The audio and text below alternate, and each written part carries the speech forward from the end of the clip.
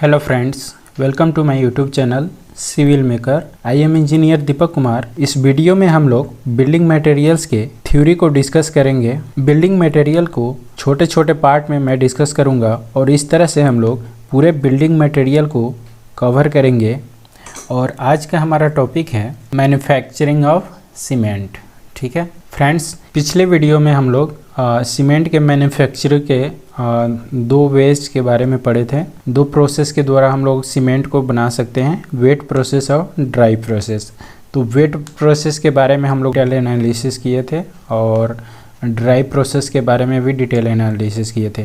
Friends, wet process old process है और basically यह वेरी कॉस्टली है, यूज नहीं किया जाता है। ठीक है, और ड्राई प्रोसेस जो है इन मॉडर्न वे में प्रोसेस के द्वारा अभी सीमेंट को बनाया जाता है। तो फ्रेंड्स, इस प्रोसेस को ड्राई प्रोसेस और वेट प्रोसेस को हम लोग बॉल मिल और ट्यूब मिल में कैसे यूज करते हैं पिछले वीडियो में हम लोग देखे हैं। अगर इस वीडियो पर आप नए हैं तो हमारे पुराने वीडियो को बिल्डिंग मटेरियल प्लेलिस्ट में देख सकते हैं। ठीक है, और आज हम लोग शुरू करेंगे मिक्सिंग। फ्रेंड्स, यहाँ से आपको मिक्सिंग क्या होता है, सबसे पहले the maximum strength of the cement is govern by the cement of lime. ठीक है, मिक्सिंग में हम लोग पढ़ेंगे कि मैक्सिमम स्ट्रेंथ जो होता है सीमेंट का कैसे प्राप्त होता है। ठीक है, तो यहाँ पे बता रहा है the maximum strength of cement is govern by the cement of lime. Maximum strength जो होता है वह कंटेंट ऑफ लाइम के द्वारा प्राप्त होता है। Therefore in order we have maximum content of lime in cement, one should be used to greater quantity of calcareous quantity of dry mix। ठीक है, अगर मान लीजिए कि आपको मैक्सिमम कंटेंट में आपको लाइम चाहिए तो हम लोग को क्या करना होगा, ड्राई प्रोसेस जो आजकल हम लोग यूज करते हैं कैलकेरियस क्वांटिटी में, कैलकेरियस क्वांटिटी का ज़्यादा यूज करना होगा। ठीक है, अगर हम लोग चाहते हैं कि मैक्सिमम कंटेंट ऑफ लाइम चाहिए सीमेंट में तो हम लोग को क्या करना होगा कि कैलकेरियस क्वांटिटी जो होता है ड्राई मिक्सिंग में ज़्यादा डालना होगा। ठीक है, तभी हम लोगों को maximum cement of lime quantity प्राप्त होगा। ठीक है, अब नेक्स्ट यहाँ से हम लोग the mixing of ratio of calcareous and argillaceous is 3:1। इसके बारे में भी हम लोग पुराने लेक्चर में, पुराने वीडियो में डिटेल एनालिसिस किए थे कि ट्यूब में कैलकेरियस कंपोनेंट कितना होता है। ये होता है कैलकेरियस, वन पार्ट जो होता है आपका आर्जेलियस का होता है। इसका डिटेल एनालिसिस हम लोग पुराने लेक्चर में किए हैं और आप उस वीडियो को प्रेफर कर सकते हैं। अब फ्रेंड्स, मिक्सिंग के बाद हम लोग का आता है बर्निंग जोन। ठीक है, तो बर्निंग जोन में जाने से पहले बर्निंग जोन में हम लोग का पहला जोन होता है आपका ड्राई जोन। तो ड्राई जोन के बारे में देखते हैं। It has a significance of wet process. ठीक है, ड्राई जोन एक्चुअली किसके लिए यूज किया जाता है, वेट प्रोसेस में यूज किया जाता है। आजकल तो हम लोग वेट प्रोसेस के यूज करते हैं नहीं, तो ड्राई जोन आपका यहीं पे रिजेक्ट हो गया, यानी ड्राई जोन का आजकल खास यूज है नहीं, क्योंकि भाई वेट प्रोसेस होता था तो उसमें हम लोग मॉइस्चर को रिमूव करते थे। ठीक है, moisture remove from slurry, slurry से हम लोग मॉइस्चर को रिमूव करते थे। सेकेंड थिंग आपका आता है noodle zone. In this zone the raw mix is can be converted into noodle zone. The noodle represent a small size particle. देखिए, नूडल रिप्रेजेंट करता है स्मॉल साइज पार्टिकल को। हम लोग सबसे पहले रॉ मिक्स को कन्वर्ट कर देते हैं ए स्मॉल साइज पार्टिकल में, और यही स्मॉल साइज पार्टिकल जो है नूडल जोन को रिप्रेजेंट करता है। ठीक है, उसके बाद है the conversion of raw mix into the nodule is due to calcination और लाइमस्टोन। ठीक है, अब उसके बाद हम लोग कन्वर्जन करते हैं रॉ मिक्स को नूडल के द्वारा कैल्सिनेशन और लाइमस्टोन में। ठीक है, raw mix into noodle is due to calcination और limestone, where the calcination is the process the heating of the limestone. Calcination एक प्रोसेस है जिसमें हम लोग क्या करते हैं, हीटिंग करते हैं लाइमस्टोन को, तब तक करते हैं जब तक वो लाल ना हो जाए। ठीक है, so that it can be converted into the lime and carbon dioxide. ठीक है, यहाँ से लाइमस्टोन लिए और इसको हम लोग हीट करना शुरू कर दिए। ठीक है, लाइमस्टोन को हम लोग एक आइडियल टेम्परेचर पे, यहाँ पे लिखा हुआ है आइडियल टेम्परेचर, इसके लिए आइडियल टेम्परेचर आपका 1001 डिग्री सेल्सियस से 1200 डिग्री सेल्सियस माना जाएगा।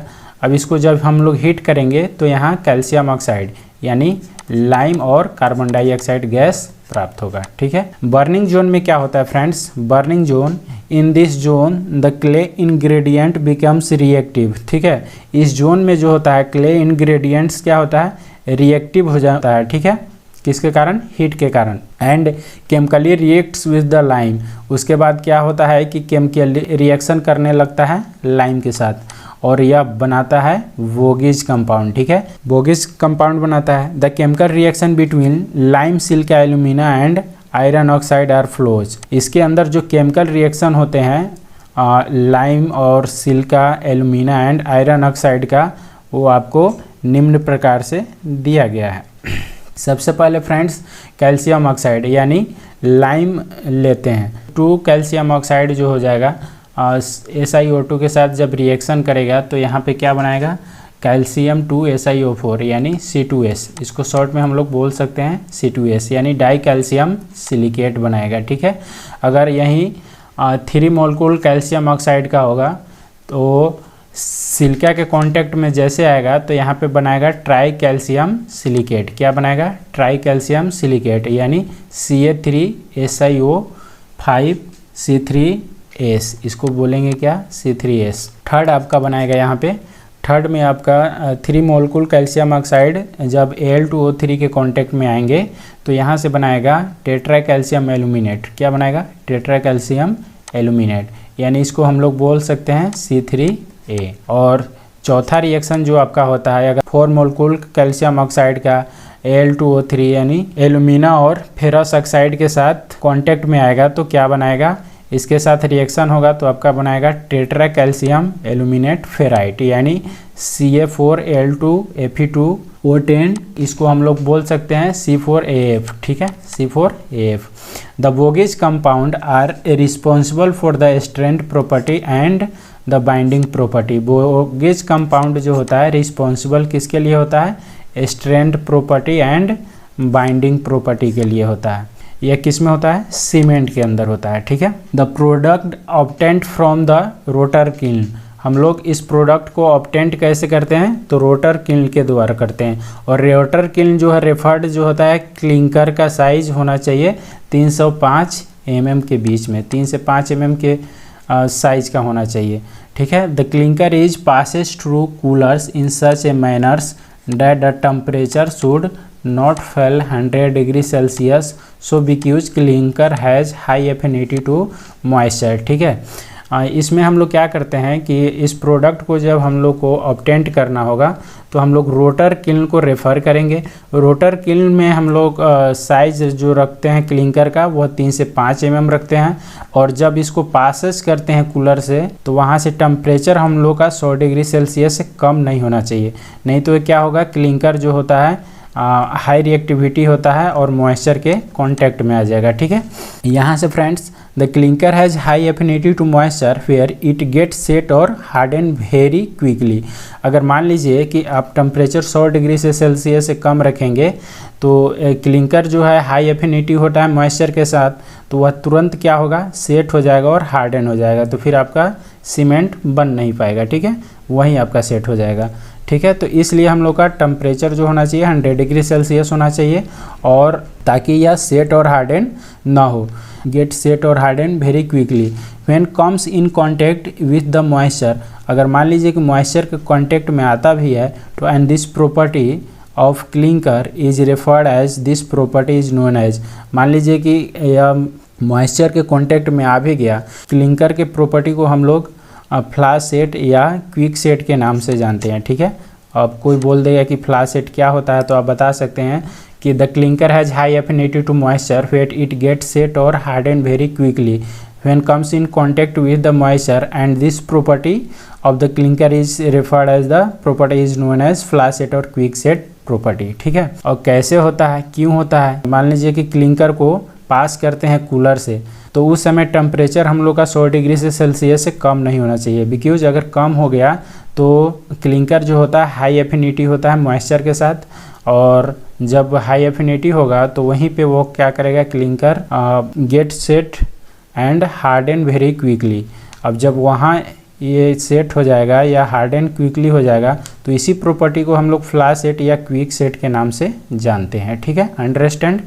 अब इस प्रोसेस को हम लोग इस फिगर में देखेंगे। ठीक है फ्रेंड्स, यहाँ पे फ्रॉम स्टोरेज टैंक है। ठीक है, ये स्टोरेज टैंक है और यहाँ से हम लोग क्लिंकर को डालते हैं। ठीक है, क्लिंकर को जब डालते हैं तो ये आपका यहाँ से यहाँ के बीच में आपका ड्राई जोन है। ठीक है, और यहाँ से आपका ये नूडल जोन है। ठीक है, ये नूडल जोन है और यहाँ से फ्रेंड्स इसके आगे आपका क्या है, यहाँ से ये आपका बर्निंग जोन है। ठीक है, अब फ्रेंड्स यहाँ से एयर पास कर रहे हैं और एयर जैसे ही पास करेंगे तो इसमें का जितना भी डस्ट वगैरह होगा, कोल्ड डस्ट यहाँ से बाहर निकल गया और यहाँ से हम लोग कूलर से पास जब करेंगे तो कूलर से जब पास करते हैं तो वहीं पे हम लोग का 100 डिग्री सेल्सियस से कम उसका टेम्परेचर नहीं होना चाहिए। तो कूलर से जब क्लिंकर को पास करते हैं, ये स्टोरेज हो गया जहाँ क्लिंकर आपको प्राप्त होगा।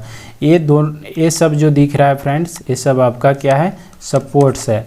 और यहाँ पे ये जो आपका ये बना हुआ है, ये आपका दिख रहा है फ्रेंड्स, ये क्या है, रिफैक्ट्री लाइनिंग है। जो भी आपका फैक्ट्री है उसका लाइनिंग है। ठीक है, यही है आपका रोटर किल्न और वेट प्रोसेस का डायग्राम। ठीक है, यहाँ से देखेंगे the quick setting property of flash set property of clinker is due to the presence of Ca3Al2O6। ठीक है, इस प्रॉपर्टी को क्विक सेटिंग प्रॉपर्टी और फ्लैश सेट प्रॉपर्टी क्लिंकर में होता क्यों है, और इसको हम लोग बोलते हैं C3A।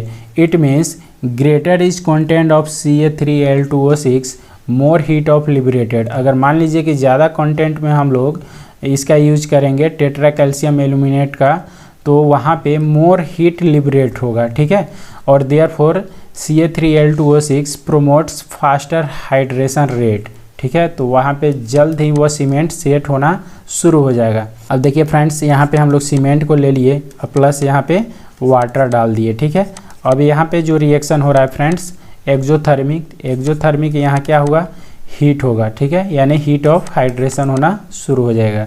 नोट में हम लोग यहाँ पे देखेंगे फ्रेंड्स, नोट्स है ऑन द C3A यानी tetra calcium aluminate is the bogies compound that promotes the hydration rate and quick setting और हार्डन प्रॉपर्टी।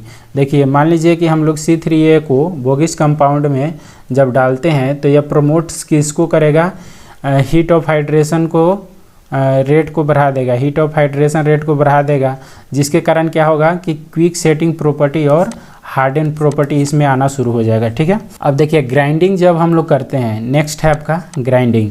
तो ग्राइंडिंग जब हम लोग करेंगे तो in order to prevent the chance of quick setting property, अगर हम लोग चाहते हैं ग्राइंडिंग करते वक्त ही कि इस chance of quick setting property को हम लोग रिमूव कर ले या फ्लैश सेटिंग प्रॉपर्टी को रिमूव कर ले, तो हम लोग क्लिंकर में जिप्सम के साथ ऐड करेंगे।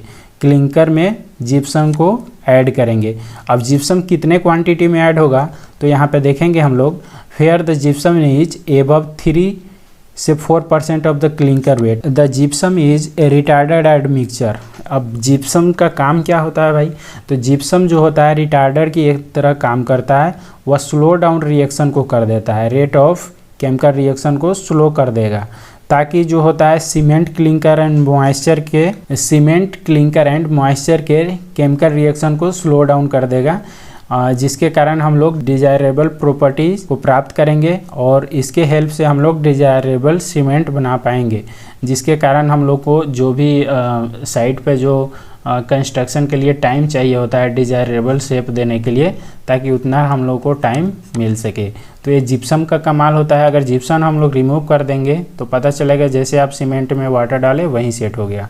ठीक है, कि the gypsum and clinker is grinding together to tube mill. Gypsum और क्लिंकर को ग्राइंडिंग करते हैं ट्यूब मिल और बॉल मिल में एक साथ।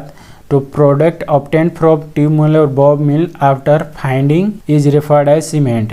जब इसको मान लीजिए कि हम लोग जिप्सम एंड क्लिंकर को इसके साथ ही ट्यूब मिल और बॉल मिल में ग्राइंडिंग कर देते हैं, तो उसके बाद जो हम लोग का फाइनल प्रोडक्ट जो प्राप्त होगा वहीं आपका सीमेंट होगा, तब आपका सीमेंट होगा।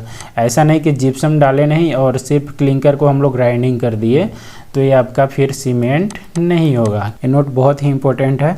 The quick setting cement is the one which is having clinker 99%। मान लीजिए कि क्विक सेटिंग सीमेंट में क्लिंकर आपका 99% है एंड जिप्सम अगर 1% आप डालते हैं तो क्या होता है कि सच सीमेंट IST 5 मिनट्स, ठीक है। IST का मीनिंग होता है इनिशियल सेटिंग टाइम, आप 5 ही मिनट में आपको प्राप्त हो जाएगा, और फाइनल सेटिंग टाइम जो होता है यानी हार्ड एंड शेप को बोलते हैं, तो फाइनल सेटिंग टाइम आपका 30 मिनट में प्राप्त हो जाएगा। कब होगा? जब आपका क्लिंकर 99% होगा और 1% ही जिप्सम होगा टू, ठीक है। अब फ्रेंड्स यहाँ से हम लोग देखते हैं कि IST का मीनिंग क्या होता है। IST का मीनिंग होता है plasticity starts losing from cement paste, ठीक है। यहाँ पे IST का मीनिंग समझेंगे इन सीमेंट प्रॉपर्टीज़ के अंदर, तो क्या होता है plasticity starts losing from cement paste, और FST का मतलब होता है प्लास्टिसिटी जीरो, ठीक है। उस समय जो होता है प्लास्टिसिटी जो होता है सीमेंट के अंदर का वो जीरो हो चुका होता है और सफिशिएंट हार्डनेस होता है। FST क्या होता है? फाइनल सेटिंग टाइम का सफिशिएंट हार्डनेस होगा, ठीक है। इस तरह से मैन्युफैक्चरिंग ऑफ सीमेंट के बारे में हमने पूरा डिटेल एनालिसिस आपको बताया, और नेक्स्ट वीडियो में हम लोग बिल्डिंग मटेरियल के नेक्स्ट पार्ट में हम लोग प्रॉपर्टीज ऑफ वोगिच कंपाउंड के प्रोसेस को डिस्कस करेंगे, ठीक है। फ्रेंड्स, अगर वीडियो अच्छा लगा हो तो लाइक और सब्सक्राइब कीजिए और अपने दोस्तों में ज़्यादा से ज़्यादा शेयर कीजिए।